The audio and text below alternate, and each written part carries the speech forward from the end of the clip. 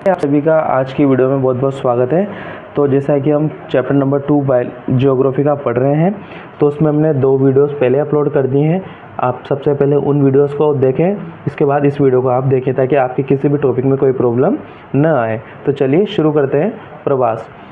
तो मानव का एक स्थान से दूसरे स्थान की ओर आना जाना या गमन करना ही क्या कहलाता है? गमनागमन, आना जाना ही क्या कहलाता है? प्रवास कहलाता है। मतलब कि एक क्षेत्र से दूसरे क्षेत्र में और जाना क्या कहलाता है? प्रवास कहलाता है। प्रवास के स्थान। तो एक महत्वपूर्ण सूचना, अगर आपने हमारे टेलीग्राम चैनल को ज्वाइन नहीं किया है तो आप हमारे टेलीग्राम चैनल को ज्वाइन कर लीजिए। उससे आपको जो भी वीडियोस हम देख रहे हैं वो सबकी पीडीएफ आपको एंड में वहाँ पे अपलोड कर दी जाती है, तो आप अपने नोट्स वहाँ से अच्छे से प्रिपेयर कर सकते हैं। तो प्रवास के स्थान देखिए। उद्गम स्थान, वह स्थान जहाँ से मानव प्रवास या गमन करता है उसे प्रवासी या उद्गम स्थान कहा जाता है। वह स्थान जहाँ से मानव प्रवास या गमन करता है उसे प्रवासी उद्गम या स्थान कहा जाता है। उद्गम मतलब कि जहाँ से वो आ रहा है। गंतव्य स्थान, वह स्थान जहाँ मानव जाकर आगमन या बसता है उसे प्रवासी का गंतव्य स्थान कहा जाता है, जहाँ तक वो जाना चाहता है। अतः प्रवास उद्गम स्थान एवं गंतव्य स्थान के बीच की प्रक्रिया क्या कहलाती है? प्रवास कहलाती है। प्रवास के प्रारूप। अप्रवास, किसी प्रवासी का नए स्थान की ओर आना ही क्या कहलाता है? अप्रवास कहलाता है। किसी प्रवासी का नए स्थान की ओर आना ही अप्रवास कहलाता है। सेकंड नंबर है आपका उत्प्रवास। किसी प्रवासी का एक स्थान को छोड़कर अन्य स्थान पर चले जाना ही क्या कहलाता है? उत्प्रवास कहलाता है। किसी प्रवासी का एक स्थान को छोड़कर अन्य स्थान पर चले जाने ही क्या कहलाता है? उत्प्रवास कहलाता है। अप्रवासी, वह व्यक्ति या प्रवासी जो किसी नए स्थान पर आते हैं उन्हें अप्रवासी कहा जाता है। कि भाई जो व्यक्ति किसी क्षेत्र को छोड़कर नए क्षेत्र पर वास करते हैं तो उनको अप्रवासी कहा जाता है। उत्प्रवासी, वह व्यक्ति या प्रवासी जो किसी स्थान को छोड़कर जाते हैं उन्हें उत्प्रवासी कहा जाता है। भाई जो किसी स्थान को छोड़कर आते हैं उनको अप्रवासी कहते हैं, जो किसी स्थान को छोड़कर जाते हैं उन्हें उत्प्रवासी कहा जाता है। क्या अब देखिए प्रवास के प्रकार। अंतर्राष्ट्रीय प्रवास, एक महाद्वीप से दूसरे महाद्वीप या एक देश से अन्य देशों में होने वाला प्रवास अंतर्राष्ट्रीय प्रवास कहलाता है। एक महाद्वीप से दूसरे महाद्वीप, जैसे कोई एशिया से यूरोप में बसता है या यूरोप से एशिया में आता है। एक देश से अन्य देशों में, जैसे कोई भारत से अमेरिका गया या अमेरिका से भारत आया, से अन्य देशों में होने वाले प्रवास को अंतर्राष्ट्रीय प्रवास कहलाता है या कहते हैं। ठीक है, तो भाई दो देशों के मध्य या दो द्वीपों के मध्य होने वाले प्रवास को ही क्या कहेंगे अपन? अंतर्राष्ट्रीय प्रवास कहेंगे। अगला है राष्ट्रीय प्रवास। एक ही देश या राष्ट्र के अंदर, मतलब कि एक ही देश के अंदर विभिन्न स्थानों पर होने वाले प्रवास को राष्ट्रीय प्रवास कहते हैं। जैसे कोई राजस्थान से मध्य प्रदेश में चला गया या मध्य प्रदेश से राजस्थान में बसने आ गया तो उसको प्रवास को बोलेंगे अपन राष्ट्रीय प्रवास। या कोई दिल्ली से मुंबई, मतलब कि दिल्ली से महाराष्ट्र में बस गया, या कोई महाराष्ट्र से उड़ीसा पश्चिम बंगाल, इसमें प्रवास उसने कर लिया तो इसको बोलेंगे राष्ट्रीय। जो एक ही देश के अंदर होता है उसे राष्ट्रीय प्रवास कहा जाता है। राष्ट्रीय प्रवास 2 प्रकार का होता है, एक तो अंतर्राज्य और एक अंतर्राज्य प्रवास। अंतर्राज्य प्रवास क्या होता है? एक राज्य से अन्य राज्यों में होने वाला प्रवास अंतर्राज्य प्रवास कहलाता है। भाई एक राज्य से अन्य राज्यों में, जिस प्रकार से कोई राजस्थान से पश्चिम बंगाल गया या पश्चिम बंगाल से महाराष्ट्र या महाराष्ट्र से दिल्ली या दिल्ली से कर्नाटका वो गया, तो एक राज्य से अन्य राज्यों में होने वाले प्रवास को अंतर्राज्य प्रवास कहते हैं, कहलाता है। अंतर्राज्य प्रवास, एक ही राज्य के अंदर विभिन्न स्थानों पर होने वाला प्रवास अंतर्राज्य प्रवास कहलाता है, जो निम्न रूपों में संपन्न होता है। एक ही राज्य के अंदर विभिन्न स्थानों पर होने वाला प्रवास अंतर्राज्य प्रवास कहलाता है। जिस प्रकार से राजस्थान का एग्जाम्पल है कि हम समझते हैं, जैसे कोई जयपुर से जैसलमेर में निवास करने गया कि भाई ठीक है उसने जयपुर को छोड़कर अब जैसलमेर में अपना प्रवास स्थान बना लिया है तो उसे अंतर्राज्य कहेंगे। या कोई कोटा से जयपुर गया या जयपुर से कोटा उसने निवास किया, तो ये भी किसके अंतर्गत आएगा, मतलब एक ही राज्य के अंदर होने वाले प्रवास को अंतर्राज्य बोलेंगे और दो राज्यों के बीच में होने वाले प्रवास को अंतर्राज्य प्रवास कहा जाएगा। अब अंतर्राज्य प्रवास भी निम्न प्रकार के बताए गए हैं। तो प्रवास की धारा देखिए, ग्रामीण भाई ग्रामीण से एक गांव से दूसरे गांव में जाना ग्रामीण प्रवास कहलाएगा। ग्रामीण से नगरीय, भाई कोई नगर से गांव को छोड़कर नगर में बस गया या प्रवास कर लिया तो उसे ग्रामीण नगरीय प्रवास कहेंगे। नगरीय एक नगर से दूसरे नगर में जाना क्या कहलाएगा, नगरीय प्रवास कहलाएगा। और नगरीय ग्रामीण, कोई नगर को छोड़ गया, शहर को छोड़कर गांव में बसता है तो उसे नगरीय ग्रामीण प्रवास कहा जाता है। अगला है अवधि या समय के आधार पर प्रवास के प्रकार। तो ये स्थायी, अस्थायी, मौसमी या ऋतु प्रवास हो सकते हैं। स्थायी मतलब कि कोई बिल्कुल परमानेंटली आजीवन के लिए किसी स्थान को छोड़कर दूसरे स्थान पर प्रवास उसने कर लिया है तो वह स्थायी प्रवास कहलाता है। कोई अस्थायी प्रवास, जिस प्रकार कोई 2 वर्ष के लिए या 1 वर्ष के लिए या 4 वर्ष या 5 वर्ष के लिए किसी स्थान को छोड़कर दूसरे स्थान पर बिल्कुल प्रवास उसने कर लिया, रहने चला गया है तो उसे अस्थायी प्रवास कहेंगे, फिर वापस वो आ जाता है। मौसमी या ऋतु प्रवास, जिस प्रकार से कोई गर्मियों में किसी प्रवास में बसने चले जाते हैं, वापस उस मौसम में वापस वहाँ से आ जाते हैं क्या, तो इसको ऋतु प्रवास या मौसमी प्रवास भी कहा जाता है। प्रवास का मुख्य कारण, भाई इसका मुख्य कारण या रीज़न क्या होता है, तो मानव बेहतर आर्थिक एवं सामाजिक जीवन जीने के तथा संसाधनों के बीच बेहतर संतुलन स्थापित करने के लिए प्रवास करता है।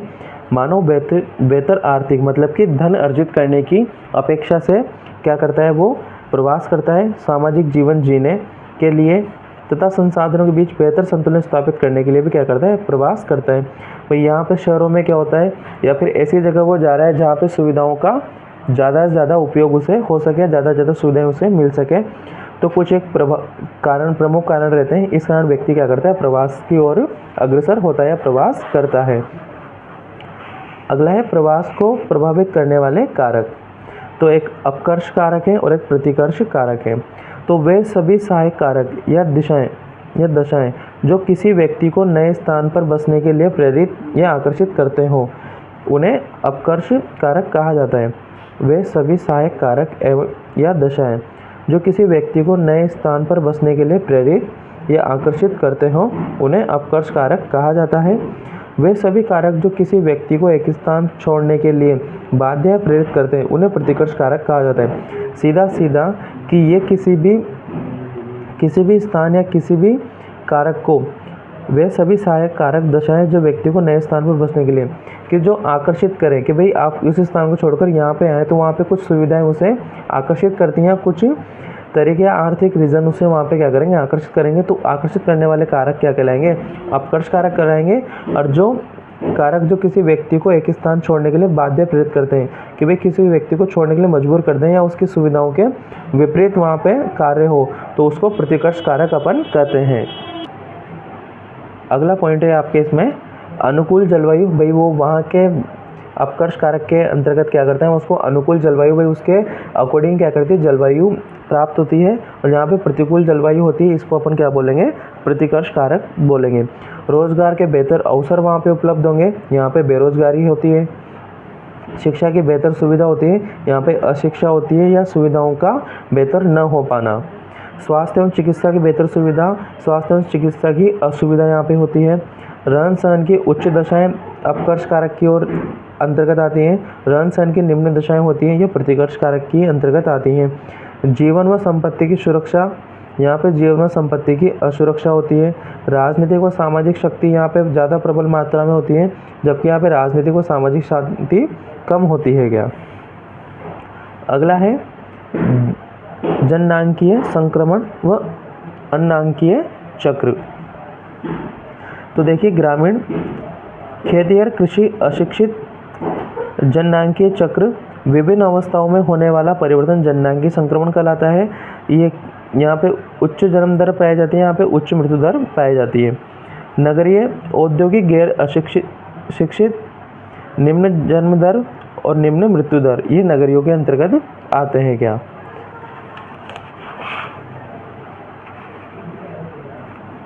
किसी देश का समाज जब ग्रामीण खेतिहर में कृषि वह अशिक्षित अवस्थाओं में बदलता है। तो प्रदेश की जनसंख्या उच्च जन्म दर व मृत्यु दर से निम्न जन्म दर व निम्न मृत्यु दर से परिवर्तित हो जाती है। क्या जनसंख्या में होने वाला ये परिवर्तन विभिन्न अवस्थाओं में होता है, जिन्हें सामूहिक रूप से जननांकीय चक्र कहा जाता है। जनसंख्या में होने वाले ये परिवर्तन विभिन्न अवस्थाओं में होता है, जिन्हें सामूहिक रूप से जननांकीय चक्र कहा जाता है। अगला है इंपॉर्टेंट पॉइंट इसमें, जननांकीय संक्रमण का सिद्धांत का उपयोग जनसंख्या के वर्णन एवं भावी जनसंख्या के पूर्व अनुमान के लिए किया जाता है। क्वेश्चन आगे, जननांकीय संक्रमण का सिद्धांत किसके लिए उपयोग किया जाता है? तो इस सिद्धांत का उपयोग जनसंख्या के वर्णन एवं भावी जनसंख्या के पूर्व अनुमान के लिए किया जाता है। जनसंख्या संक्रमण की प्रमुख अवस्थाएं, तो प्रथम अवस्था इसमें है उच्च जन्म दर उच्च मृत्यु दर। तो प्रमुख विशेषताएं देखिए इस अवस्था की, ये जननांकीय संक्रमण की प्रथम अवस्था का प्रतीक है। इस अवस्था में जन्म दर, प्रजननशीलता एवं मृत्यु दर या मृत्युता दोनों ही क्या होती हैं? उच्च होती हैं। इस अवस्था में शिक्षा, स्वास्थ्य, चिकित्सा सुविधा तथा प्रौद्योगिकी ज्ञान का स्तर अति निम्न होता है। इस अवस्था में उच्च जन्म दर एवं उच्च मृत्यु दर, मतलब कि जन्म लेने वाले व्यक्तियों की संख्या तथा मृत्यु होने वाले व्यक्तियों की संख्या भी उच्च होती है, के कारण जनसंख्या वृद्धि अत्यंत निम्न थी। इस अवस्था में अधिकांश लोग प्राथमिक क्रियाओं पर निर्भर थे, जिनके लिए बड़े परिवार की आवश्यकता होती थी। इस अवस्था में अधिकांश लोग प्राथमिक क्रियाओं पर निर्भर थे, जिनके लिए बड़े परिवार की आवश्यकता होती थी। अगला है इसमें, आज से 200 वर्ष पूर्व विश्व के अधिकांश देश इसी आवश्यकता में थे तथा वर्तमान में ये आवश्यकता बांग्लादेश के वर्षा वनों में निवास करने वाली आदिम जनजातियों में देखने को मिलती थी। आज से 200 वर्ष पूर्व विश्व के अधिकांश देश इसी आवश्यकता में थे तथा वर्तमान में यह आवश्यकता बांग्लादेश के वर्षा वनों में निवास करने वाली आदिम जनजातियों में देखने को मिलती है। द्वितीय अवस्था है इसमें धीरे धीरे जन्म और मृत्यु दर में कमी। तो इसकी प्रमुख विशेषता है, पहला है इसमें जननांकीय संक्रमण की यह आवश्यकता मानव के आदिम विकास का प्रतीक है। इस अवस्था की शुरुआत में तो जन्म एवं मृत्यु दर दोनों ही अधिक थी, परंतु धीरे धीरे जन्म एवं मृत्यु दर में क्या होने लगी? कमी होने लगी। इस अवस्था में शिक्षा एवं स्वास्थ्य सेवाओं में सुधार होने लगा, जिससे जन्म एवं मृत्यु दर में कमी होने लगी। इस अवस्था में जन्म दर एवं मृत्यु दर दोनों में कमी होने से जनसंख्या में वृद्धि होना आरंभ हो गया। वर्तमान में इस प्रकार की आवश्यकता श्रीलंका, केन्या आदि देशों में देखी जाती है। तृतीय आवश्यकता है निम्न जन्म दर निम्न मृत्यु दर। प्रमुख विशेषता देखिए आप, जननांकीय संक्रमण की यह अवस्था वर्तमान एवं आधुनिक अवस्था का प्रतीक है, जो तृतीय आवश्यकता है, मतलब कि निम्न जन्म दर और निम्न मृत्यु दर। इस अवस्था में जन्म दर एवं मृत्यु दर दोनों ही अत्यंत कमी देखी जाती है, क्योंकि इसमें क्या आधुनिकरण सुविधाओं का ज़्यादा उपयोग होता है। इस अवस्था में उन्नत शिक्षा एवं चिकित्सा सुविधाओं में विकास के कारण जन्म दर मृत्यु दर दोनों में क्या होने लगी? कमी होने लगी। भाई चिकित्साओं में सुधार हुआ तो अच्छा उपचार रोगियों का होने लगा, जिसके कारण क्या मृत्यु दर में भी कमी आने लगी है और जन्म दर में भी कमी आने की, भाई शिक्षा का विकास होने के कारण। इस अवस्था में निम्न जन्म दर एवं निम्न मृत्यु दर के कारण जनसंख्या में वृद्धि दर मंद या स्थिर हो जाती है। अगला पॉइंट है, वर्तमान समय में यह आवश्यकता विश्व के विकसित देश कनाडा, जापान व संयुक्त राज्य अमेरिका में देखी गई है। अगला टॉपिक है विज्ञान एवं प्रौद्योगिकी विकास के कारण जनसंख्या में वृद्धि। तो विज्ञान एवं प्रौद्योगिकी विकास से मानव जीवन अत्यधिक सुविधाजनक हो गया है, जिससे महामारियों एवं संक्रामक रोगों की कमी आई है जिसके परिणामस्वरूप मृत्यु दर में कमी होने लगी और जनसंख्या बढ़ने लगी है। विज्ञान एवं प्रौद्योगिकी विकास में मानव जीवन अत्यधिक सुविधाजनक हो गया है, जिससे महामारियाँ, जितनी भी महामारियाँ फैलती हैं वो एवं संक्रामक रोगों में कमी, कि भाई एक व्यक्ति से दूसरे व्यक्ति में संक्रमण के द्वारा होने वाली बीमारियों को संक्रामक बीमारी कहा जाता है, जिसके परिणामस्वरूप मृत्यु दर में कमी होने लगी, जनसंख्या बढ़ने लगी। जनसंख्या नियंत्रण के उपाय, परिवार नियोजन कार्यक्रम अपनाना, जिससे क्या हो जनसंख्या पर नियंत्रण किया जा सकता है। शिक्षा का अधिकतम प्रसार करना तथा लोगों को जागरूक करना। बच्चों के जन्म से अंतराल रखना, गर्भ निरोधक कार्यक्रम को अपनाना। ये सब क्या है, ये जनसंख्या नियंत्रण के प्रमुख उपाय हैं। थॉमस माल्थस का सिद्धांत, लोगों की संख्या, खाद्य आपूर्ति तेजी से बढ़ेगी, जनसंख्या वृद्धि के परिणाम स्वरूप अकाल, बीमारी आदि में वृद्धि से जनसंख्या में गिरावट देखी जाएगी। ये सिद्धांत के साथ थॉमस माल्थस का सिद्धांत है। तो इसी के साथ ये चैप्टर आपका पूर्ण रूप से फिनिश होता है। इसमें हमने सारे टॉपिक आपके क्लियर करवा दिए हैं, बिल्कुल बुक के अकॉर्डिंग आपको नोट्स प्रोवाइड करवाए जा रहे हैं। तो आप बिल्कुल भी लापरवाही न करते हुए बिल्कुल अच्छे से नोट्स को प्रिपेयर करके आपकी तैयारी को बेहतर बना सकते हैं। तब तक के लिए धन्यवाद। टेलीग्राम चैनल को ज्वाइन कर लीजिए ताकि आपको सभी चैप्टर्स के नोट्स वहाँ पे आसानी से उपलब्ध हो जाएं। क्लास के बाद नोट्स अपलोड कर दिए जाते हैं, तो आप चैनल पर जाके उसको विजिट कर लीजिए। तब तक के लिए धन्यवाद। वीडियो को ज़्यादा से ज़्यादा शेयर करें, चैनल को लाइक शेयर सब्सक्राइब भी करते रहिए।